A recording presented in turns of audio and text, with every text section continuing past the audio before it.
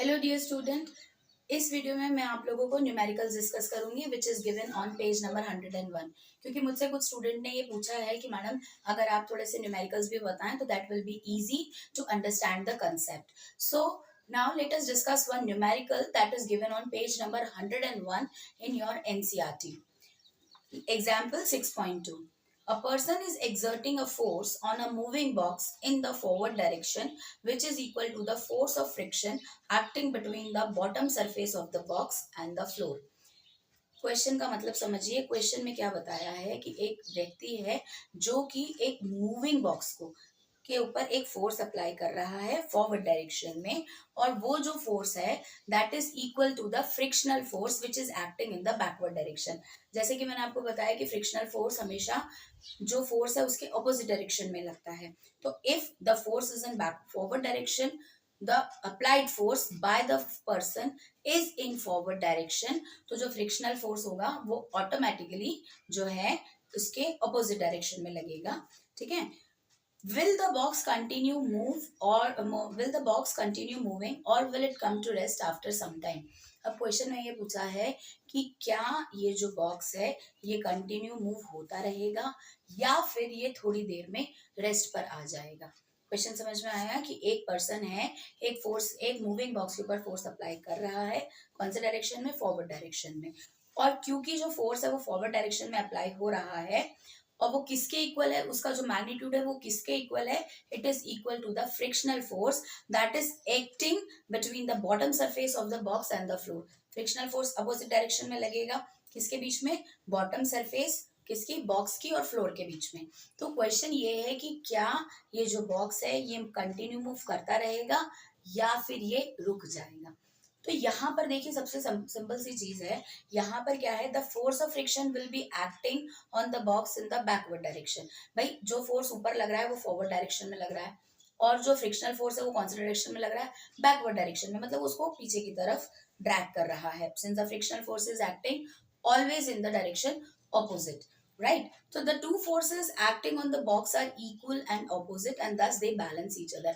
जैसे कि मैंने आपको बैलेंस फोर्स में बताया था कि जब तक ये जो दोनों फोर्स हैं इनका मैग्नीट्यूड इक्वल रहेगा, ये एक दूसरे को बैलेंस करते रहेंगे, राइट? जब तक ये एक दूसरे को बैलेंस करेंगे तब तक कि इनका जो मैग्नीट्यूड है वो इक्वल रहेगा।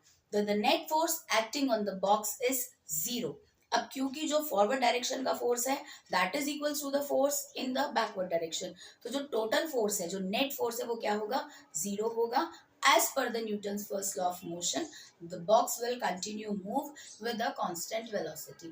अब क्योंकि न्यूटन्स का फर्स्ट लॉ में क्या बताया था कि भाई अगर किसी भी बॉडी के ऊपर, अगर कोई भी बॉडी मूव कर रही है उसके ऊपर हम एक्सटर्नल फोर्स अप्लाई करेंगे तो वो जो अपना स्टेट है वो चेंज करेगी ही करेगी।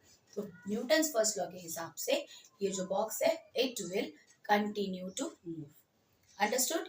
This is the first example. अब इसके बाद इसमें एक एग्जाम्पल और दिया है that you have to draw a position time and velocity time graph for an object on which no net force is acting. अब आपको एक तो बनाना है पोजिशन टाइम ग्राफ और एक बनाना है वेलोसिटी टाइम ग्राफ। कब? जब उनके ऊपर कोई फोर्स एक्ट नहीं कर रहा है। तो यहाँ पे इसमें देखिए this is what, this is position time graph and this is velocity time graph.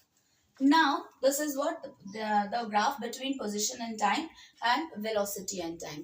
Now since no force is acting, see the object is at rest, no force is acting, it means no variations, nothing. ना तो time change होगा, ना time तो change होगा but ना position change होगी ना velocity change होगी। क्यों? क्योंकि the object is at rest.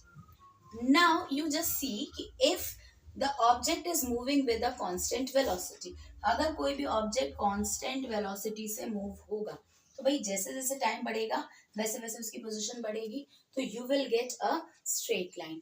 जैसे जैसे टाइम बढ़ता जाएगा वैसे वैसे पोजीशन चेंज होती चली जाएगी, तो you will get a straight line.